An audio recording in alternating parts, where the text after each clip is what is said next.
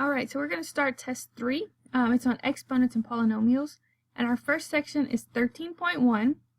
And we're going to look at the first 5 rules of exponents.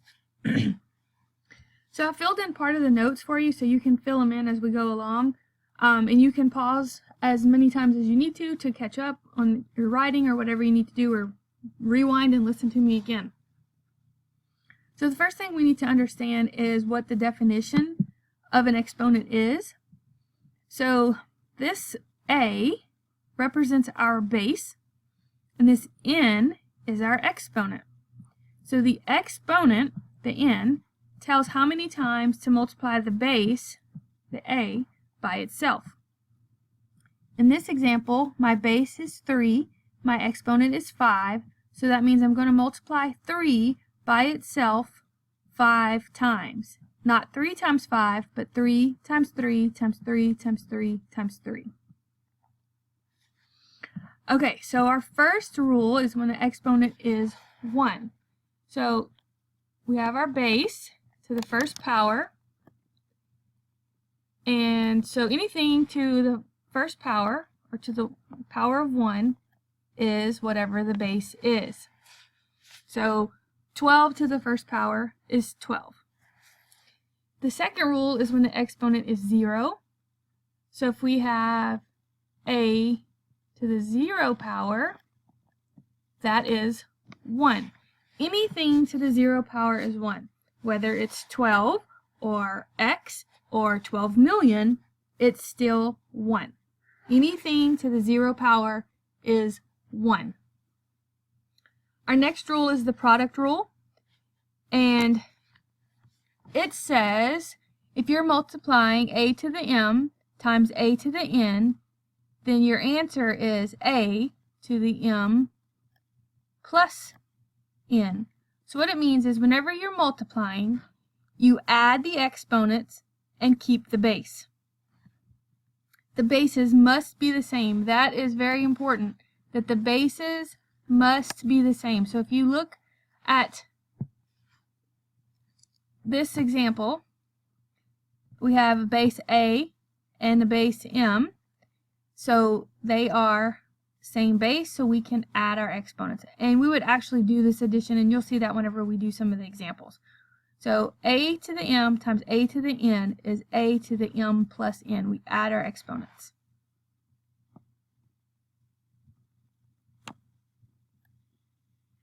Okay, the next rule is the quotient rule. So this means we're dividing. So we have a to the m divided by a to the n. So this would be a to the m minus n. So when we're dividing, we're going to subtract the exponents. Top minus bottom, and keep the base. So we had a to the m divided by a to the n. So my top exponent was m, my bottom exponent was n. So it's m minus n. And again, the bases must be the same for this to work. Different bases, we can't do this. And again, we would actually do the subtraction there with the exponents, and you'll see that with the examples. The last rule we're going to look at today is negative exponents. So if we have a to the n, or a to the negative n, that simplifies to,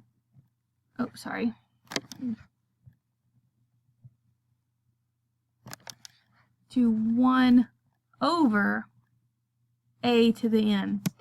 So the negative exponent right now is in the numerator. For it to become positive, we have to move it to the denominator. So the next one says 1 over a to the n. So for this one to not have a negative exponent, it actually becomes the numerator. We could put it over 1, but it's not necessary.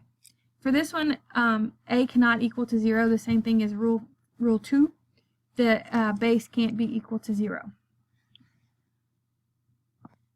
Okay, so let's look at a few examples here. So the first one we have, it asks us to tell what the meaning of each of the following.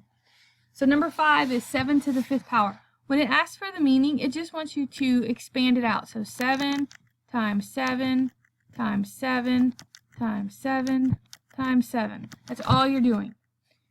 You're going to write the base however many times the exponent tells you to. So for number 6, our base is 4x and our exponent is 3. So it would be 4x times 4x times 4x. Now notice the symbols for number 6 and for number 7, how they're different, but they say the same thing, it looks like.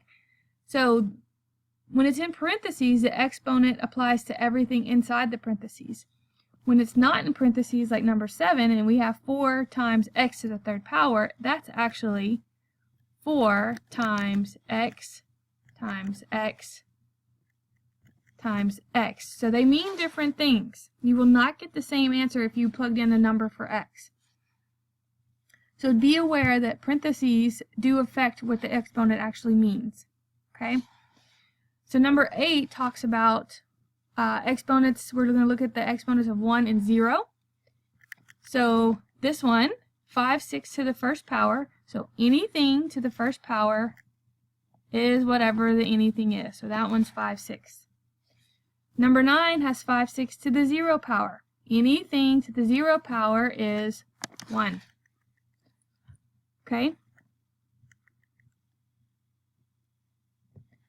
Okay, so this one talks about evaluating. So we've done this before. It just means when they give you C equals 10, they want you to replace 10 with C. So this one would be 10 to the third power, which would be 10 times 10 times 10 times 10, or 1,000. For number 11, negative x to the third power. So negative, then we'll put in parentheses what our x is, negative 2 to the third power. So negative 2 to the third power is negative 2 times negative 2 times negative 2, which is equal to negative 8. Now we still have this negative outside, so this is the opposite of negative 8, which would be positive 8. So you have to be careful when you're dealing with your negatives, okay? So this negative in front of this x has the opposite of x cubed. So x cubed would be negative 8. The opposite of negative 8 would be positive 8. The last one, number 12 here, is 100 minus 7 squared, or 100 minus 49, which is 51. Okay? Okay, so now we're going to look at multiplying and simplifying. Okay, so number 13 says u to the 4th times u to the 9th. So we want to make sure that our bases are the same, and they are. So that means we can say u to the 4 plus 9, that my pencil doesn't want to write, equals u to the 13th. Okay? Number 14, my base is 3x. So this would be 3x to the 4 plus 5. We keep it in parentheses. Or 3x to the 9th power. Okay? Number 15, all of my bases are x, so I can say x to the 4 plus 2 plus 1. This x all alone actually has a power of 1, so we have to make sure we add it in. So this would be x to the 7th. Now look at number 16. We're multiplying a to the 7th, b to the 8th times a to the 5th, b to the 6th. So we can do a to the 7 plus 5 times b to the 8 plus 6. So we get a to the 12th b to the 14th. So you can separate in the parentheses to make sure you have your like bases. Okay, the next part is dividing. So again, as long as our bases are the same, we can subtract our exponents. So this would be w to the 11 minus 4, or w to the 7th. And then for number 18, 3a is my base. So I would have 3a to the 5 minus 4, because we always do top minus bottom. So we get 3a to the first power, or just 3a. Number 19, so we have y to the 9 minus 1, because this is y to the first power even though it's not there. So we get y to the 8th power. Again, number 20, we can take care of our x's and our z's. So we're going to have x to the 9 minus 2 and y to the 8 minus 5. So we have x to the 7th, y to the 3rd. Okay? And then the last part is the negative exponents. So we have x to the negative 8. So this becomes 1 over x to the 8th. Easy peasy.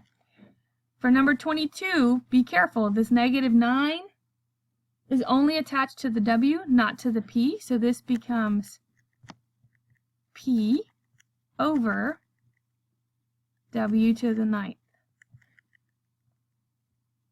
So if it looked like this, that would be different. Then the p and w would go to the bottom. But in this case, the negative 9 exponent is only attached to the w. Okay, so number 23, we have 3 to the 8th times 3 to the negative 12. So we're going to take care of the multiplication part. So we would say 3 to the 8 plus negative 12, which is the same as subtraction here. So that would be 3 to the negative 4, or 1 over 3 to the 4th. We have to keep our exponents positive. For number 24, this is a division problem. So we're going to do c to the negative 2 minus negative 10, which would be c. This is the same thing as saying plus. So this would be negative 2 plus 10. So that would be the same as saying c to the 8th power. And it's positive, so we're good. Alright guys, try to do section 3.1 homework. If you have questions, please feel free to email me or use the Remind app and send me questions. Good luck!